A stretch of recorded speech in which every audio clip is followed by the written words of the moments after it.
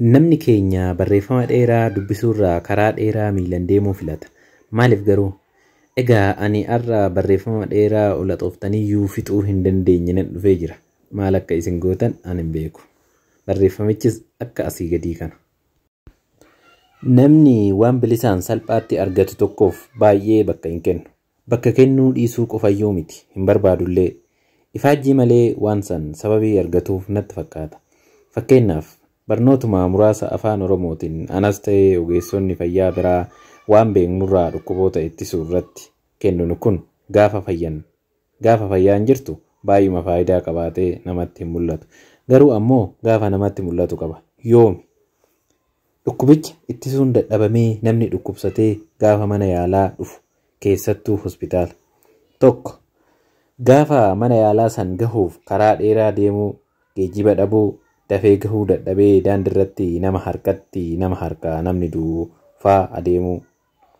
Lammaffaa gaafa hospitaala dhaqee kaardii qofa baafachuuf guyyaa walakkaa hiriira qabatee dhaabatu. Sadaffaa gaafa qorannoo garaagaraaf dhaabbaticha keessa asiif achi deemutti dadhabu sanuu otoo dhukkubsatu. Dhaabbatichi kutaa hedduu bal'aa fi kan nama alaa dhufutti cimu waan ta'eef. Arfaffaa gaafa baasin wal'aansaa humna isaatii olitti ta'ee ogeessuma fayyaa hiyyeessa harka qalleeyyii akka isaa fuuldura taa'ee imimmaan dhangalaasee bu'u. Rakkoon akkanaa kun heddumminaan hojjetaa mootummaa warra ija qaree bahiitii mindaa akka dhufaatii gooftaa Yesus Kiristoositti eegu irra deddeebiin innaa mudatu argaan ture.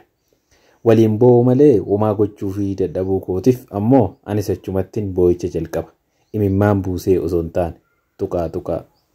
Shanaffaa gaafa wal'aansi nama sanaaf barbaachisu biyya kanatti hin argamu biyya tajaajilichi jirutti si ergina boordiin jedhuun humna nama keenyaa namuu ni beeka. Jaaffaa gaafa sababa rakkoo siyaasaaf bakkaa bakkatti socho'uu dadhabdee duuti qofti filannoo siif ta'u. Fakkeenyaa kutaalee Oromiyaa garaagaraa kan akka Booranaa, Gujii, Lixa Shawaa, godinoota Wallaggaa, Arfan, Shawaa Kaabaa fi bakkeewwan biroo tokkollee. Naannoo sanatti ammoo hundarra rabbuu nama hin dhukkubsin. Torbaffaa manuma yaalayyuu erga geesse ammoo ogeessi carraan bira si geesse tarii afaan danda'uu dhiisuu mala. Sun ammoo turjumaanaan yaalamuu fida. Turjumaana keessa ammoo waan hir'atu hin dhabamu. Garuu kana hundi isaa isinirra hin gahin jedhee isin eebbise. Hamtuun keessanuu hin rakkatin. Walumaa galatti kan jechuu barbaade gaafa nama harka jirtu kan akka fayyaa gatiin bushaa hin jiru.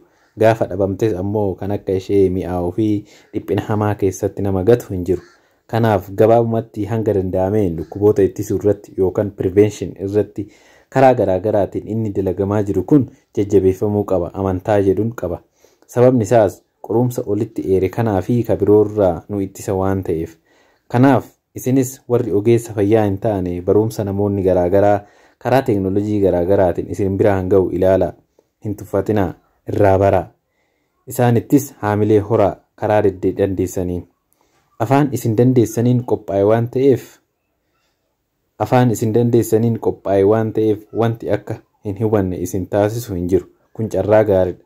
Wanti biraa kan yeroo hunda natti toluu fi haamilee koo samiirra ol kaasu Oromoon kun ijoollee isaa hanga mormaatti barsiifateera. Gosni ogummaa Oromoon keessa hin jirre hin jiru.